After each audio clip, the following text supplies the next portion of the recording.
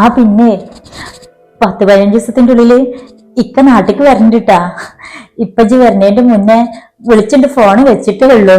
ആഹാ, അപ്പൊ കോൾ അടിച്ചല്ലോ. എന്തായാലും സൽമാത്ത കാക്കാന്റെ ഇങ്ങനത്തെ ഒരു വരവിനായിട്ട് എത്ര ആയി കാത്തിരിക്കണേ. ഇപ്പൊ എന്തായാലും സന്തോഷായില്ലേ? സന്തോഷായില്ലേന്നോ? പറഞ്ഞറിയിക്കാൻ പറ്റാത്ത സന്തോഷം തന്നെ മോളെ. പക്ഷെ എത്ര സന്തോഷം ഉണ്ടെങ്കിലും ഇടക്ക് ഇക്കാന്റെ ഒരു സങ്കടം കാണുമ്പോ വല്ലാത്തൊരു ഇടങ്ങറ് തോന്നൂടി. എങ്ങനൊക്കെ ആയാലും ഇക്കാന്റെ ഉമ്മന്നല്ലേ അത്.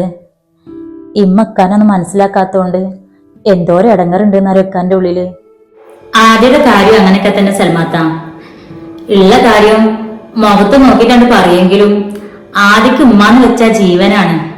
പക്ഷെ നമ്മൾ പറഞ്ഞിട്ട് എന്താ കാര്യം? ഇമ്മ മനസ്സിലാക്കണ്ടേ ഓളെ രണ്ടാളി സ്നേഹം എന്താന്നുള്ളത്. ഇമ്മയും കുഞ്ഞോളും